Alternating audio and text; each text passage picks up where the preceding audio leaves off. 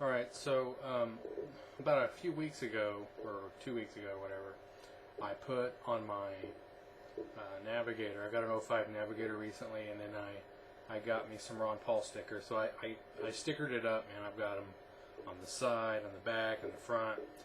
So it's got Ron Paul 2012 all over. Or actually, it's Ron Paul Revolution. And so today I went, of course, I went to Sonic, which is like my second home, because it's right down the street. And the guy in the drive-thru was kind of caught me off guard, actually, because I was thinking about hamburger. I wasn't thinking about Ron Paul. So I had to kind of change my mindset. And he was like, "Ron Paul, huh?" And I was like, "What? How do you know that?"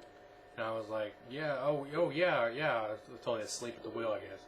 And I said, "Absolutely." And the guy's like, "Yeah, I kind of like Ron Paul. I like some stuff what he said. I don't know about bringing the troops home, though. You know, that might lead to chaos," I think was what he said. So I started arguing with him. It was like, I wasn't really trying to argue. It's just kind of the way it came out. I said, "Well, we've already got chaos in the Middle East." I came back all angry. And the guy said, "Well, there would be more chaos in the Middle East." I said, "I don't care. Let them fend for themselves. And just give me my fucking hamburger." No, I didn't say that about the hamburger. But no, he was cool. I wasn't really, like, angry.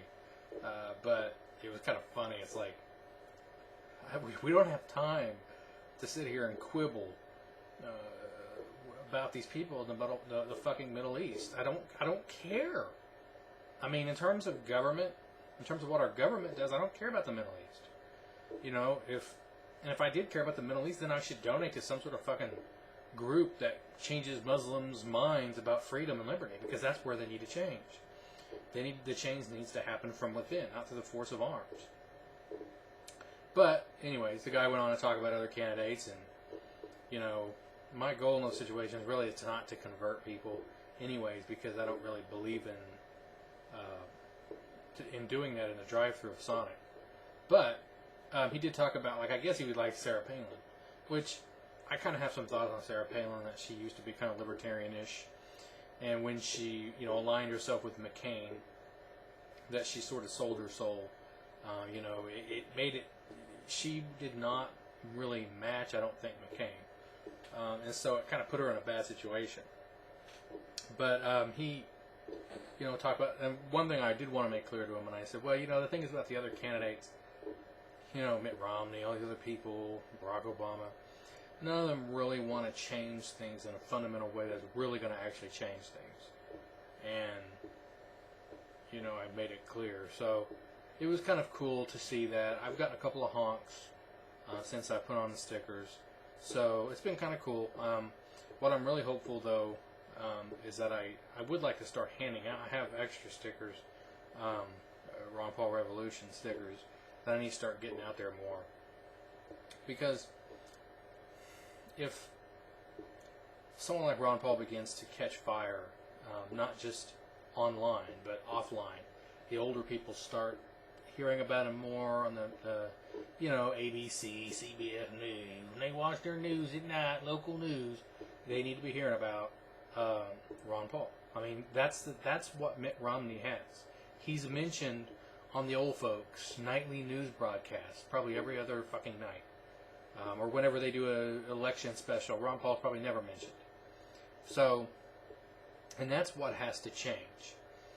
Now, of course, that brings another problem that Ron Paul is not really, it's funny because he is an old guy, but yet old people don't like change. And there's no one who will change things more than Ron Paul. And no, I haven't had anything to drink, but I just realized I look really red on this video, so yeah. Oh, speaking of which, where's my chair?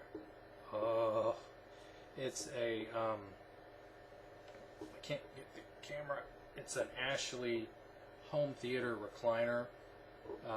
Actually, it's electric recliner. I just liked it. It's not a rocker, so it's just, I guess I could show it to you. It's not a rocker, it's just a chair, but it does have those nice little cup holders. The arms are really comfortable and squishy. Man, that thing's really comfortable. I could sleep in that thing, but it costs like $600, so it better be comfortable. But anyways, so I've kind of been renovating, so to speak, changing things out. And actually, you could see, if you could see the floor over there. Yeah, it hurt my foot, so I got some foot pain reliever. We'll hide that. I put some new laminate down. It's black, but it's still kind of in chaos here, so bear with me. The walls are not green. It's actually like a warm gray type color, but it doesn't, on here it doesn't look right, but it doesn't matter. Just kind of some renovations I'm doing, kind of all over the place here. But anyways, so right now Ron Paul was on, Fox had this, what do they call it? Like they're meeting the candidates or something on Fox News. He had a really good interview on there. If you go to the Daily Paul, it's like the top story on there. I don't do links. I don't like messing with it.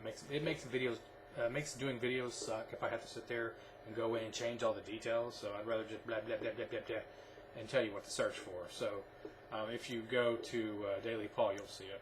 But anyways, it was a really good. I thought it was a good back and forth. I mean, sometimes some people come into the Ron Paul camp at different levels. I came in 08 or 07, 08, right around 2008. I came in kind of late, actually, a little bit.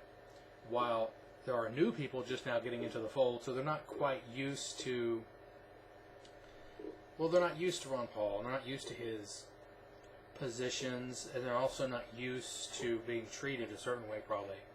I didn't think the interview was negative. I didn't think they were really hostile. They don't agree with him on certain things, but that's so what? I mean, that's the way it is. A lot of people don't agree with him. That's why we have such a fucked up situation right now. That's why we're in over 100 plus countries.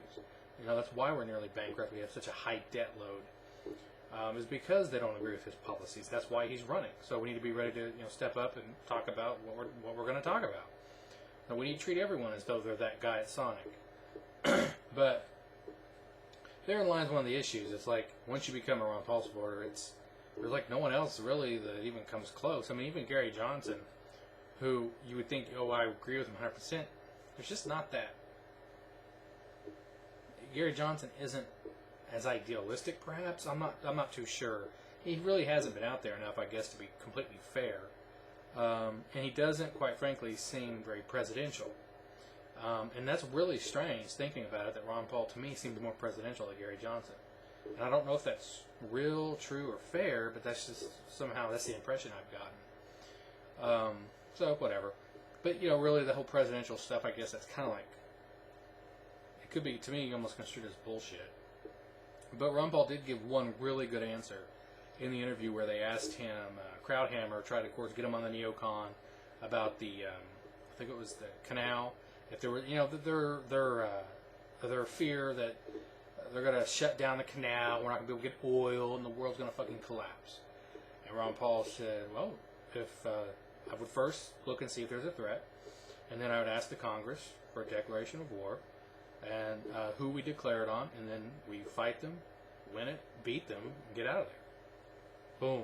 Just nipped it right in the bud. Because there's that false perception that, like, he's never going to go to war, which is completely false. He's not a pacifist. Now, there's totally a huge difference between pacifism and non-interventionism. Pacifism is, to me, a bizarre.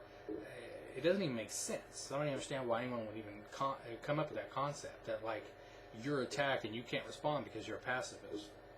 What is that? I mean, I don't know. To me, that's bizarre. I don't even understand that. So, but that kind of goes back into his personal philosophy as well as how he looks at war. So, anyways, I'm at 9 minutes. I've been kind of all over in this video. So, I've went from everything from Sonic, to chairs, to flooring, to Ron Paul. So, hey, see ya.